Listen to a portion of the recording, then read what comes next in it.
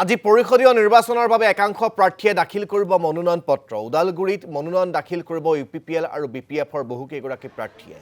বিপিএফৰ প্ৰাৰ্থীক সংগ দিব হাগ্ৰামা মহিলাৰীয়ে। ইউপিপিএলৰ প্ৰাৰ্থীসকলৰ মনোনয়ন দাখিল প্ৰক্ৰিয়াত উপস্থিত থাকিব কেইবাগৰাকীও শীৰ্ষ নেতা। চিৰাঙৰ কাজলগাঁৱত ইউপিপিএলৰ প্ৰাৰ্থী চাইখং বসুমতাৰী, খাম্ফা বৰগয়াৰী আৰু চন্দন ব্ৰহ্মৰ মনোনয়ন দাখিল পৰ্ব।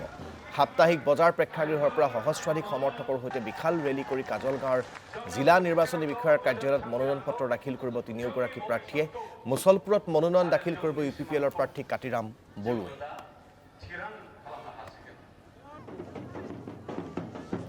আমি আকৌ আপোনালোকক ওদালগুৰিলৈ মুহূৰ্ত লৈ যাব বিচাৰিছোঁ, য'ৰ পৰা সংযুক্ত হৈ আছে মুছাদ্দিক হুছেইন।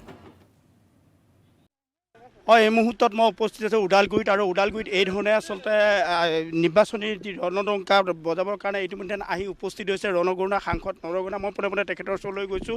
আজি আপোনালোকৰ মনোনয়ন পত্ৰ দাখিল কৰিব, কি ক'ব এই মুহূৰ্তত? হয়, আজি আমাৰ ইউপিপিএল দলৰ তৰফৰ পৰা আমাৰ ওদালগুৰিৰ যিকেইটা আমাৰ ঘোষিত যিটো আমাৰ কনষ্টিটুৱেঞ্চি আছে, আমি আজি নমিনেশ্যন ছাবমিট কৰিম। ইয়াৰ বাবে আমি আহিছোঁ আৰু শুভ দিন আছে, গতিকে ভাল খবৰ হ'ব। ৰাইজৰ কাৰণে ভাল কেণ্ডিডেট আমি দাঙি ধৰিছে। গতিকে আগন্তুক দিনত 22 তাৰিখত হ'ব লগা আমাৰ যিখিনি নিৰ্বাচন, ওদালগুৰিৰ ভাল এটা ৰিজাল্ট আমাৰ হ'ব। কিমানখন আসন আপোনালোকে এইবাৰ পাব, মেজিক সংখ্যা পাবনে?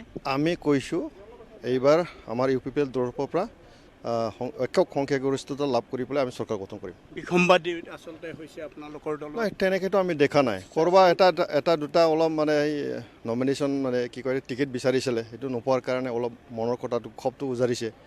কিন্তু আমাৰ দলত তেনেকৈ বিসম্বাদী নাই, ধুনীয়াকৈ মিলি যাব। কিন্তু তৃতীয়খন তালিকা এতিয়াও আপোনালোকৰ প্ৰকাশ হোৱা নাই এই মুহূৰ্তলৈ?